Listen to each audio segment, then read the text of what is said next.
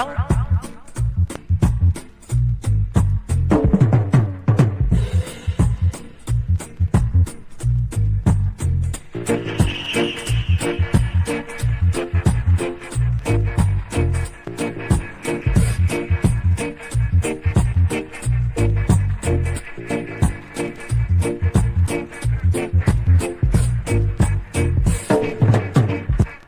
never eat rice when it's really hot, really hot.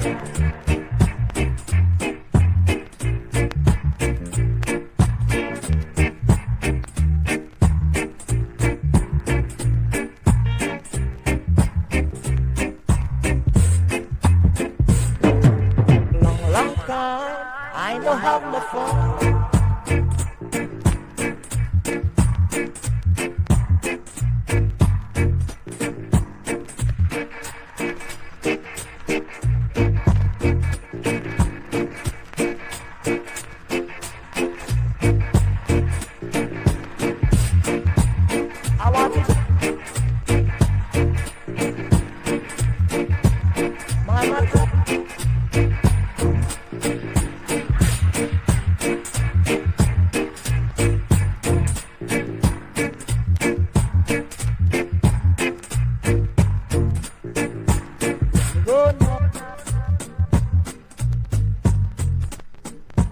Let me go now.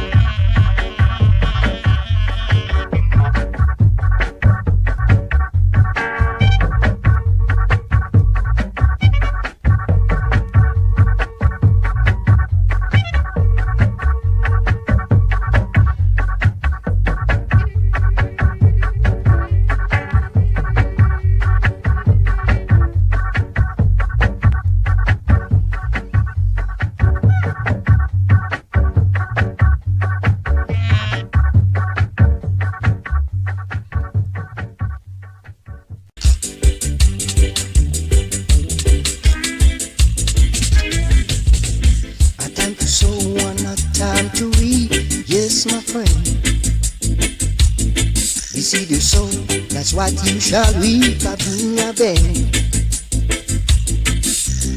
You light the fire to burn this naya, but it no work out. You're just a weak out, yo. You send your big neck police friend to come cool I up, but it no work. For Jaja walk right in and cool up the scene. You get a jerk. For better put a trust in Jah. Shall be like Mount Zion high, that shall never remove it. But abide it forever, Jaja. The knife that stick the sheep, I go stick the goat. Do you hear? How you gonna feel when the knife is at your throat? For sowing bring reaping, and reaping is harvest. The seed that you sow, yeah, that's what you shall reap, yeah. Do you hear?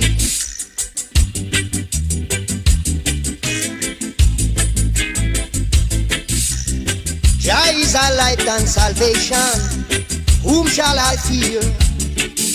Jah the protector of my life, of whom shall I be afraid? Yeah. Hypocrite in a broad daylight, parasite in a dim light, dreadlocks in moonlight, ballad at sunrise. Oh, Jaja is a shepherd, I shall not want. Do you hear? Do you see? Jaja is a shepherd, I will not want.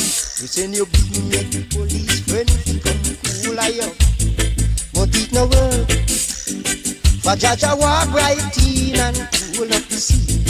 You get a jerk. You get a jerk. It no work. You set your spot to catch a wheel. If you did, you know Jaja sharp was on your trail. He couldn't work. He couldn't work. He couldn't work. Couldn't work. Couldn't work. Couldn't work. Couldn't work. Couldn't work. On the 20th of March 1936, in the parish of Hanover, Kendall District, Hanover, me to hand over all Mr. Perry L and all Mr. Perry S. I really do that, we take you back to Egypt. Score your brain out till you give me back my money. I'm willing to share my money with my fans that love me so much, and I wish that my fans have never have any need to be wanting of anything because they love me. So let the love cover my fans and cover their means and their wants. But they don't know that my fans, I give them to the devil. They will be burnt out. And Lee, what was it like growing up in the country there? Huh? What was it like growing up in the country where you were born? Well, that's where I get my education, from the trees, the plants, and the flowers, and the roses. I recognize if you put whatever you plant in the earth is going to grow. So I only plant good seed like almond tree, guinea tree, cherry tree for the birds to feed the birds, almond tree for harmony, and even for the inner harmony of the body. The good harmony you can survive, without good harmony you cannot survive. It will be war without harmony, good harmony. Bad harmony bring bad vibration, good harmony, good vibration. Aki is my favorite. And how did you get on at school when you was a little boy? Nothing much was coming from there. That section was blocked off totally. I was to be learned what I should know by the trees and the plants, the flowers and the roses. And they take me to Hare Krishna and have me married to the sweetest woman in the world. The sweetest wife in bed I ever had. The sweetest pussy. It made me too sweetest kid. So you never really learnt nothing at school? No. There was no didn't like space it? in there for anything like that. The only thing was loaded up in here was music and words of the elements. So This is a computer. So what was the first music you heard when you was a kid?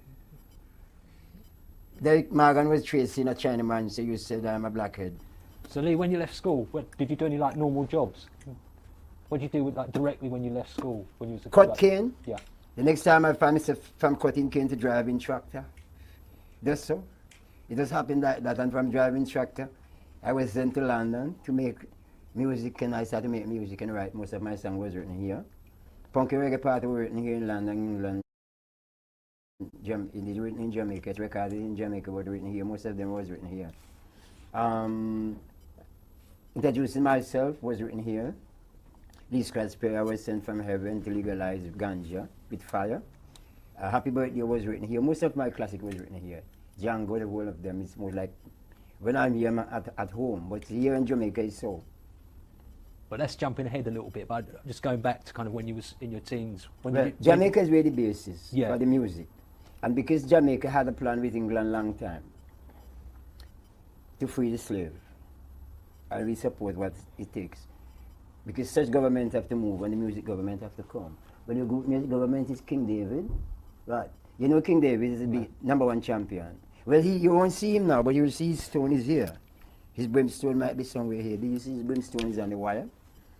Well, the King David government is coming from AD to BC is one government, the music government. The only thing can comfort people on the planet Earth is music. There's nothing else can make you happy about music. So music is the AD, BC government, and the no future government forever. That's why AD, BC is mashing up all the government, getting the Queen old, extra old. So, kind of like, how did you first get into music though? When you first went to Kingston, who did you first work for? Caxton and me was a dancer. And he was a little man, he wasn't big, he had bigger than him, but the big people don't have much sense. They are too, not commercial, too greedy, and too business-wise, so they couldn't see the truth. They were ready for things that can make war in dancehall, and something rude song that you get your knife ready to stab your brother that you should love. I get a gun to shoot your brother you should love. So those people are different people, but Caxton was open. And the better was to do it with him more than do it with Duke. Duke didn't have much sense. He had to carry a gun. Yeah, that's what I hear. And that's not good for music. But did you go to Duke Reid first when you first? But you didn't stay around Duke Reid? He take the songs them and give it to his favorite singer like Stranger Cole and all those guys to sing. All about tough. Was that rough and tough? Rough and tough, and tougher than tough. All was Peter said sing tougher than tough with me right. And then they had to take on the song and give it to somebody else. Because me never ready to sing. I was not. Maybe my voice wasn't good enough for them, I think. So when you went to Coxon, what jobs did you do for Coxon? Most time I go with him, me and Mally go everywhere. Sometimes we bleach until 4 o'clock in the morning. So what him couldn't do is like, him couldn't do everything like, so we go out a record, get record press for him, go pick them up. And Sunday we have a workshop to know which guy we want to record next week. So me was doing that. He was doing it till after time me started doing it and him have to do something else. So me select the good artists. And that's it. Because you used to run auditions for Coxon, didn't you? Which artists did you audition back then? Actually, all of them that come there. Yeah. I was there before the studio put up. So all the artists them come, what was it, Clarkson come, they come see me there, everyone. Whereas them come, they're not too quick, them come there later. And Toots them, all of them was there. Gaylords. All of them, all of the artists, almost of the artists. And you wrote songs as well, didn't you, for them times? Which sound system? You wrote songs for Delroy, didn't you? Delroy Wilson. With the sound system? No, never have anything to do with the sound system. Oh, not the sound system. You wrote songs. You wrote songs for Delroy Wilson, didn't you? Yeah, he wrote most of them. Line of Judah and many more, and name them. But you didn't really have nothing much to do with Coxon sound. With Coxon sound system? With sound system, no. no. That was. We only go there with songs that we know that sound like a hit that we make from the studio and go there to listen and see the reaction of the people. Then we know that is okay, we don't have to go back to the studio with it. So, but it's when me have anything to do with sound system. Me had have my own sound system after that time, I never even play it. Because when people inside the dance, I don't want to see them. And when did you first meet Bob Marley and the Wailers? Was that at Studio One, wasn't it? Studio One, yeah. That's where we meet at Studio One. But at that time, he was looking for the spirit. Feel them spirit, that they have two types of spirit. One spirit is good and one is evil. So I don't know which one he was feeling at that time. But give him like a soul, oh Lord. Then we give him like a soul and like more after we change his spirit and give him like a soul and become, we're working for somebody else. So him go his long thing hanging all over the place and then him seek a different power. That to make him immortality, death. But did you get on with Bob when you first met him? I never loved anybody like that in my whole life. I don't know, he makes such a mistake. When you don't know real love, you're going to die. for money. True. And When you don't recognize what is love, you're going to die because of money. Because they don't turn their back on money, and love shall surely die for the money. so when did you actually start singing your own songs for Coxon? Me has a long hard time with him too. Him was, I don't know what to say. If he couldn't hear well, He didn't like your voice, did he could, maybe he couldn't hear well. So I don't want to say anything about him because I think he was a little bit too stupid for me. That's all I could say. Because if you could hear man speak words that you never hear before, you don't recognize that man, you're very dumb. But so your songs were popular. My words are always different. I don't use words that other people use. I have no reason to do that unless the word like sacrilege I use. I charge the queen for sacrilege. I sack her. That I mean the words, I'm the dopey conqueror, I write that. If Bob Marley was the dopey conqueror, he could not be conquered by cancer or by coke. He'd conquer that dopey. Jalib, I write it. If I didn't write Jalib, I would die. So what musicians did you work in them times? In Coxon times, yeah. What I was using sort of Jackie, musicians? Yeah. Jackie and bass, and you Malcolm and drum, ox and guitar, and Doogie. We had two guitar, one ox, one name and Doogie. And then we used to have Ronnie Bap first. Ronnie Bap first and ox before Doogie come third, come last. And the Jackie, the tall guy who play bass, they were playing most like international classical songs. It wasn't the dead thing that I'm playing now. So after that, they were playing for too much people, and everybody had the same sound. Then people start to have my sound now because they found out who's playing, so I fire them and take this young guy, this family man and his brother. But this is jumping ahead. I meant really back at when you were working with Coxon, yeah. Which musicians were around Jackie then? Mitu. Jackie Mitu, wasn't it? Jackie Mitu, that was Coxon studio back. Yeah. And you worked with Scatterlights as well. Scatterlights started when we were there. We used to play at the Bowen Much, and we not East every Sunday, and people were there. It was too full. Scatterlight.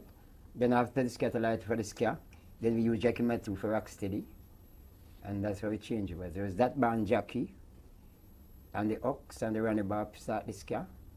Then the Scatterlight found themselves. Scatterlight was there with Coxon idea. Then this Mitu, after that, I break away. I understand what happened from the Scatterlight and get the Jackson thing together. That's how it come. It was the Scatterlight with Coxon. Then after the Scatterlight with Coxon, I don't know what go wrong that Jackie come in for the rock steady thing. And then me leave Coxon wasn't there anymore. Then me go for my own Black Hawk Street, and then me has to use the Jackson. Them call it reggae. So them call it. But me didn't make it for myself. But if I inherit it, I will have to know how to deal with it. I wasn't making it for myself. The reggae. It have too much revolution, it's too much hungry men. And I didn't want them around my ears, so I handed them over to Mr. Marley. So going back though to Coxon times, is that where you first kind of learnt to work mixing board and sort of studio equipment? Yeah. Did you used to kind of engineer it at Coxon, or did you just arrange? All me have to do. Yeah. I sometimes there, I stand there and I hear what it needed and say to the engineer that it need this. I go to the basement and say the bass line not right, this bass line could fit it better. And so, but I wasn't doing anything on the board, nothing at all. Everything is here. And I can tell a man what to do to make it change. But at that time I wasn't doing even one thing. Because these hands are blessed. The basement said the bass line not right, this bass line could fit it better. And so, but I wasn't doing anything on the board, nothing at all. Everything is here. And I can tell a man what to do to make it change. But at that time I wasn't doing even one thing. Because these hands are blessed. Then if I give him my energy, I wouldn't have any power. I'd like you to meet a genius. This man is one of Jamaica's foremost record producers. He has produced such artists as Junior Marvin, The Meditation, The Upsetters, to name a few. He's not only a record producer. He's a songwriter, a poet, a musician, a video expert, and overall a Rasta man. The man I'm talking about is none other than Lee Scratch Perry, better known in Jamaica as the Upsetter, Crucial. King of Conquer Lamb, travel through the elect of God, light of the world, who's rightful ruler. Man who 154,000 hands. Man who 154,000 plans. Do, re, mi, fa, sol, la, ti, do. Music, papa. Where's mama? You should wandering, Mama Jadalan, Montario, you should wandering. Where's your then open book? Genesis to the Revelation, open jolly, the land of Judah. Ah! Lee Perry, Scratch, the Upsetter, is simply one of the most creative people to have ever worked in Jamaican music. When you go into the history, you see him there in the early days at Studio One. When reggae comes on the scene in the late 60s, again you see Scratch there. When Bob Marley is looking for a direction, he turns up under the wing of Scratch. And when Scratch started his own studio under his control, the Black Ark in 1974, you see Scratch there in control of the whole process. That is auditioning singers, inputting ideas for lyrics into the songs, totally controlling the whole sound of these productions at the Black Ark studio. Lucifer, son of the morning, I'm gonna chase you out of earth. Morning, I'm gonna chase you out of earth. These productions at the Black Ark studio. Lucifer, son of the morning, I'm gonna chase you out of earth. Born Rainford Hugh Perry in 1936 in a small town in the northwest of Jamaica. Perry's mother was a field laborer and his father a road worker. I'm gonna put on an iron shirt. He left school at 15 to tread his own peculiar path of nonconformity. I'm gonna put on an iron shirt and chase the devil out of earth. I'm gonna send him to outer space. He arrived in Kingston, Jamaica's musical center in the late 1950s, and immediately tried to enter the music business. An early approach to Duke Reid, the leading producer of the time, was to lead nowhere.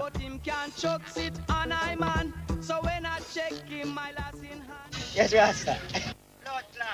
I am Chief Geronimo Liscus Perry. I was born in the sky. I never have a house, a land, or a property or estate. I always believe in living in the air, but to help human beings, I'll come down here and play the part to find some brain that could good enough to go through my machine to manifest my dream from the third dimension of the CD room. After being refused by Duke Reid, Perry began as an apprentice for Sir Coxon, the Duke's main competitor. He soon graduated to being a talent scout. He said I was just a handyman and I only used to play percussion. But the people who play percussion control the brain and the heart. But no hard feeling for Coxon and his downbeat. I inherit his downbeat. I inherit my upbeat and I am happy. Perry was to leave Coxon because he felt he was being held back, but not before he recorded the tune that was to give him his nickname. I make a song named The Chicken Scratch as a joke, and the people love the name Chicken Scratch. And I didn't want to take the name Chicken Scratch as they forced the name at me. Call me like a nickname until it become on me. So I accept it, then I discover that it's the Lions. Scratch.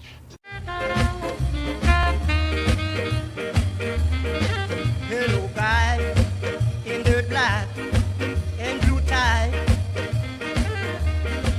Why you looking so sad? Tell me why.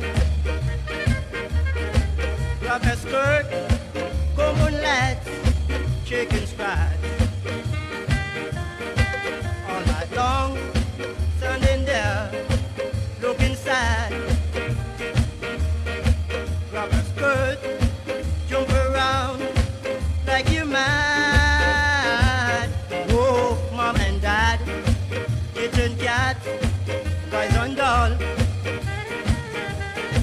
Young and old, don't get cold, chicken scratch.